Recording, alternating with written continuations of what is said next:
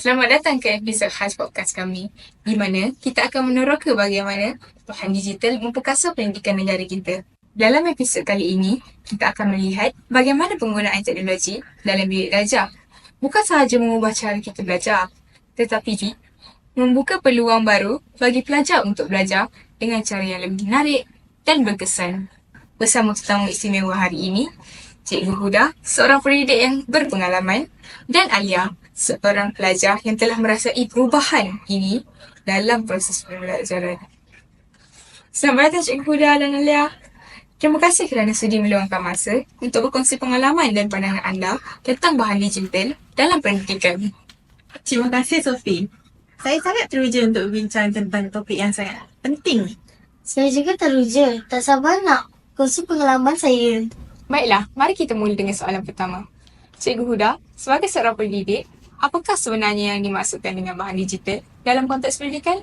Okey, baik. Bahan digital merujuk kepada semua jenis sumber pembelajaran yang boleh diakses melalui teknologi seperti e-buku, aplikasi pendidikan, video pembelajaran dan platform dalam talian.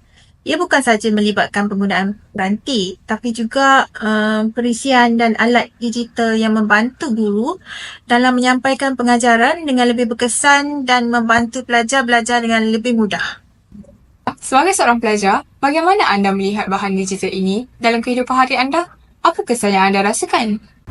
Bagi saya, bahan digital memberi saya kebebasan untuk belajar mengikut cara saya sendiri. Dengan adanya video pembelajaran atau aplikasi yang interaktif, saya dapat mengulang kaji semula bila-bila masa. Itu sangat membantu. Itu sangat menarik, Alia. Jadi, boleh dikatakan bahan digital itu memberi pelajar kebebasan untuk belajar. Cikgu Huda, sebagai guru, bagaimana cikgu menggunakan bahan digital untuk menjadi pembelajaran lebih menarik dan interaktif? Okey Sophie, salah satu perkara yang saya suka tentang bahan digital adalah ia memberi peluang untuk menjadikan pengajaran lebih kreatif dan visual.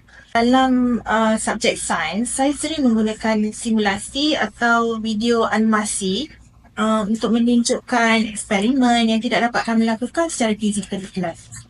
Ini bukan sahaja memudahkan pelajar memahami konsep yang sukar, tapi juga membuatkan mereka lebih terlibat dalam pembelajaran. Tentu sekali.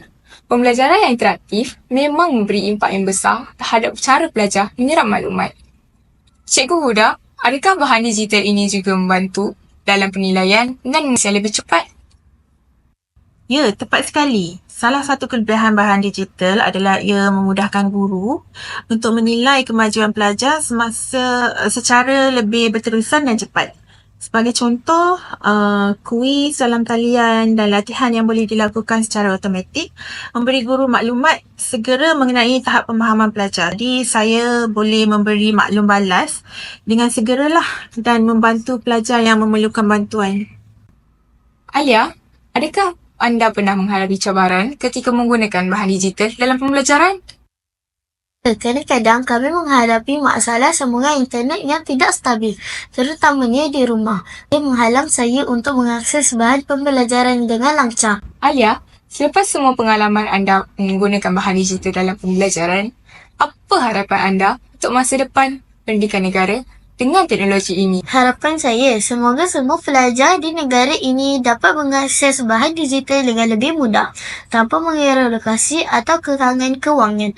Jika semua pelajar diberi peluang yang sama, saya percaya pendidikan kita akan menjadi lebih berkualiti dan adil untuk semua. Itu adalah harapan yang sangat baik. Cikgu Huda, bagaimana pula dengan harapan cikgu? Baik, harapan saya adalah agar kita dapat terus meningkatkan akses kepada bahan digital di setiap sekolah tanpa mengira bandar atau luar bandar. Selain itu, latihan berterusan untuk guru juga penting supaya kita dapat memanfaatkan teknologi dengan sebaik mungkin. Dan yang paling penting juga adalah memastikan semua pelajar mendapat manfaat daripada bahan digital. Terima kasih banyak Cikgu Huda dan Alia kerana berkongsi pandangan yang sangat berharga hari ini. Diharapkan bahan digital dapat terus memperkasa pendidikan negara kita dan memberi peluang lebih besar kepada semua pelajar untuk mencapai potensi mereka. Bagi pendengar di luar sana, terima kasih kerana mendengar episod kali ini. Jangan lupa untuk terus mengikuti podcast kami untuk lebih banyak perbincangan mengenai pendidikan dan teknologi. Sampai jumpa lagi di dalam episod seterusnya.